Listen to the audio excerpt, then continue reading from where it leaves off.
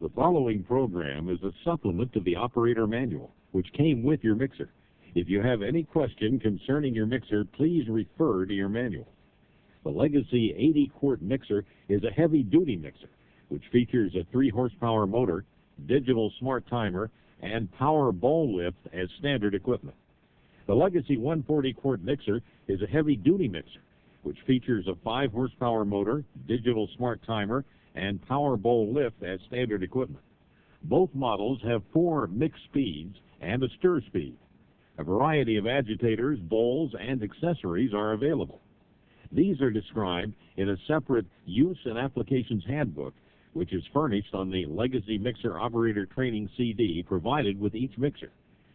This training consists of segments on operation, cleaning, and maintenance. Warning: moving agitator and bowl. Keep hands, clothing, and utensils out while in operation. Do not use without interlock guard. The Legacy mixer is equipped with smart timer controls and a power bowl lift. Other operating parts and their functions will be described throughout this section.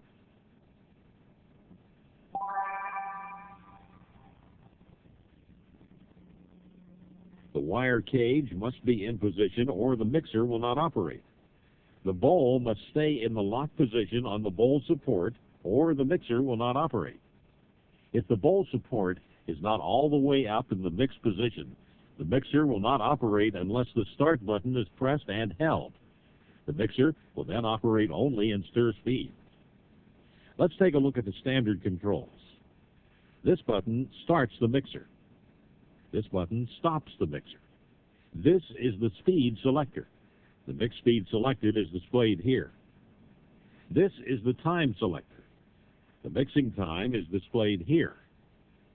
The bowl switch raises and lowers the mixing bowl. The mixer has 4 speeds as well as a stir setting. Stir is used for incorporating ingredients at the start of each mixing process. Speed 1, low, is for heavy mixtures such as pizza dough, heavy batters, and potatoes. Speed 2, medium-low, is for mixing cake batters, mashing potatoes, and developing bread dough. Speed 3, medium-high, is for incorporating air into light batches as well as finishing whipped items. And Speed 4, high, is for maximum and accelerated air incorporation into light batches. For mixers equipped with the optional programmable recipe timer, there are 9 programmable recipes. Each recipe can have up to 6 steps with a maximum of 30 minutes allowed for each step. For more information, refer to your operator manual. Note: the bowl must be installed onto the bowl support before the agitator is installed. To install the bowl, first fully lower the bowl support. Position the bowl so that the alignment pins on the left side of the bowl support fit in the bowl. Now swing the bowl into the lock position on the bowl support. To install an agitator, the bowl must be on the bowl support and fully lowered. Open the wire cage. Place the agitator inside the bowl and line up the horizontal slot on the agitator with the agitator shaft pins. Slide the agitator up the agitator shaft until it stops and latches. To remove the agitator, open the wire cage and lower the bowl by pressing and holding the down arrow on the bowl switch. Hold the agitator and pull the plunger of the agitator out and slide the agitator down off the agitator shaft. To remove the bowl after mixing, lower the bowl by pressing and holding the down arrow on the bowl switch. Unlock the bowl and swing it out slightly from the lock position. Open the wire cage and remove the agitator as just shown. To raise the bowl must be in the lock position. Push and hold the up arrow on the bowl switch. To lower the bowl, push and hold the down arrow on the bowl switch. Caution: before lowering the bowl onto a bowl truck, always unlock the bowl and swing the bowl out slightly. To raise the bowl while the agitator is mixing a product when required by recipe or when you're using the bowl scraper attachment, close the wire cage. Then select the mixing speed on the speed dial. Select a countdown time or hold for continuous count-up mixing. While pressing and holding the up arrow on the bowl switch, press and hold the start button. Remember, the mixer only runs in stir speed while the bowl is rising. When the bowl reaches the mix position, release the start button. The mixer will automatically change to the selected mixing speed. Note, mixing speed and time can be adjusted at any time during the mixing operations without stopping the mixer. To prepare for mixing, first open the wire cage. Place the mixing bowl on the bowl support. Pour the ingredients into the bowl and swing the bowl back into the lock position. Place the agitator inside the bowl and then attach it to the agitator shaft. Return the wire cage to the front center position. Push and hold the up arrow on the bowl switch until the bowl reaches the mix position and stops. The mixer is now ready for mixing. Let's take a close look at timer operation. Using the count-up mode, continuous mixing, begin by turning the speed dial to select the mix speed. The speed setting can be changed at any time during the mixing operation. Note, stir is to be used for incorporating ingredients. Do not use stir to develop dough products. Set the timer on hold by turning the time selector counterclockwise until hold appears in the time window. Press the start button to begin mixing. The timer starts counting forward from 0. Note, if the wire cage is opened at any time, the mixing operation will stop. To resume the mixing operation, close the wire cage and press the start button. Use the stop button to stop the mixer. The mixing time is displayed in the time window. Press the start button to resume mixing if needed.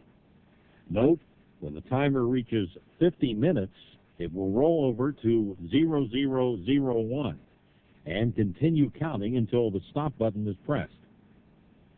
If you are using the countdown mode or timed mixing, begin by turning the speed dial to select a mix speed. If the count-up mode was used for the previous batch, the desired time needs to be entered.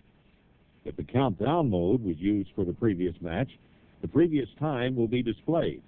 If a different time is needed, turn the time selector to the desired time. Now, press the start button to begin mixing. The timer starts counting down from the set time. To stop the mixer at any time, press the stop button.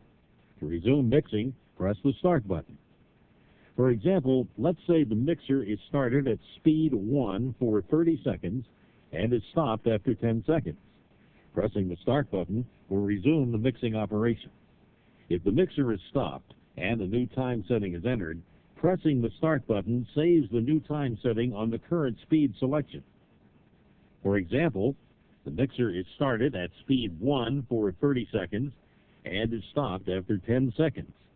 Turning the time selector enters a new time. The new time will replace the initial 30 seconds for speed 1 after the start button is pressed. If you do change the time while mixing, the mixer will operate until the new time expires. The adjustment to the time will not be stored. If the speed is changed while mixing, the time will change to the previous time for the selected speed and countdown. Note, if the wire cage is opened at any time, the mixing operation will stop. To resume mixing operation, close the wire cage and press the start button. When the timer reaches 0, the mixer stops and a beep sounds for 3 seconds. The countdown timer displays the last entered time. Remember, stir is to be used for incorporating ingredients. Do not use it to develop dough products. If the mixer is stopped during the mixing operation, the timer also stops. The timer starts again where it left off when the start button is pressed. The speed window will display the current speed selection. And finally, turn the time selector clockwise to take the mixer out of the hold mode. After the mixer is stopped, unlock the bowl and swing it out slightly. Press and hold the down arrow on the bowl switch to lower the bowl. Open the wire cage assembly. Remove the agitator from the agitator shaft and remove the bowl from the bowl support. Let's take a closer look at the wire cage. The wire cage can be rotated out of the way to add ingredients or to access the bowl and agitator. Note how the grooves on the nylon retainer shoes allow the wire cage to ride around the circular ridge of the planetary drip cup. To open the wire cage, rotate it to your left. To close the wire cage, rotate it to your right until it stops in the front center closed position. Note, the wire cage must be returned to the closed position for the mixer to operate. To remove and clean the wire cage, first lower the bowl and remove the agitator.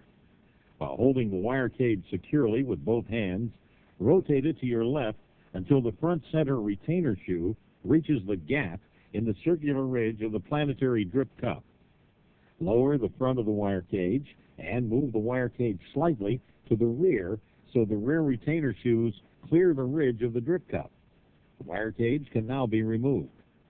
Wash the wire cage in a sink, rinse with clear water, and dry with a clean cloth. The stainless steel splash guard can be wiped off and or washed with a cloth or sponge using warm soapy water. Rinse with clear water and dry with a clean cloth. To reinstall the wire cage, position the ring of the wire cage so the front center retainer shoe is positioned below the gap in the circular ridge of the planetary drip cup. Position the grooves so the rear retainer shoes straddle the circular ridge on the planetary drip cup. Lift the front of the wire cage so the front center retainer shoe passes up through the gap in the circular ridge on the planetary drip cup. Rotate the wire cage to your right until all three retainer shoes straddle the ridge on the drip cup. Continue rotating the wire cage so the opening is to the front of the mixer to install the agitators, or until it stops at the front center position.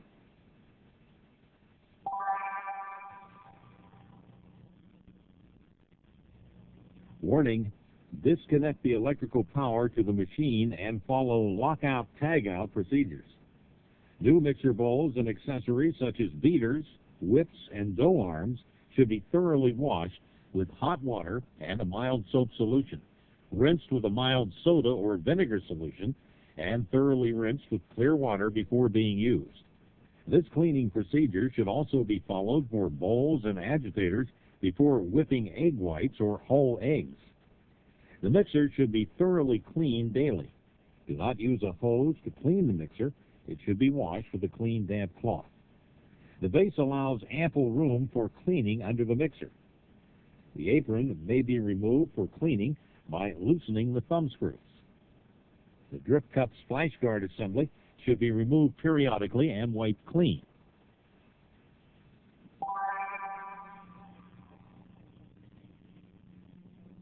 Warning, disconnect the electrical power to the machine and follow lockout-tagout procedures. The slideway should be lubricated approximately twice a year. To reach these areas, fully lower the bowl support and remove the apron, which is secured by thumb screws.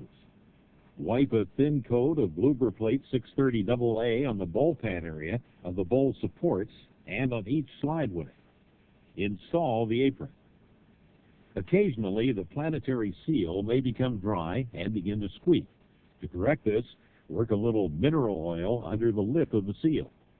To check the oil level, remove the top cover, which is secured by two screws. Remove the transmission fill plug and check the oil level. If the oil level is below the line on the dipstick, add a small amount of the recommended transmission oil until it returns to the proper level.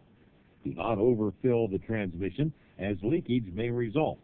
Contact your local Hobart service office for the recommended transmission oil. The agitator clearance should be checked periodically. The agitator must not touch the bowl, and the maximum clearance between the bottom of the bowl and the B-flat beater is 1/8 inch or 3 millimeters. The maximum clearance between the bottom of the bowl and the ED dough arm is 5/16 inch or 8 millimeters for the HL 800 and 11/16 inch or 17 millimeters for the HL 1400. Install a bowl and beater. Note, if the bowl and beater come into contact before the bowl support reaches its stop, Adjust the stop screw. Pour enough flour in the bowl to cover where the beater travels. With the bowl fully raised, remember the beater should not touch the bowl. Briefly run the mixer at the lowest speed. Turn off the mixer, disconnect the power supply, and measure the depth of flour where the beater has traced a path. This measurement should be taken at several points around the bowl to assure accuracy. To adjust the bowl agitator clearance, remove the apron, which is secured by thumb screws. Adjust the stop screw on the left side. Loosen the bottom locking nut and turn the stop screw counterclockwise to increase the clearance or clockwise to decrease the clearance. Tighten the locking nut while holding the stop screw. After the adjustments are made, replace the apron and secure it with the thumb screws. Reconnect the electrical power supply and carefully operate the bowl lift several times to check the adjustment. With proper use and care, the Hobart HL800 and HL1400 mixers will give you years of dependable service. This concludes operator training for the Hobart HL800 and HL1400. For more information, please consult your manuals.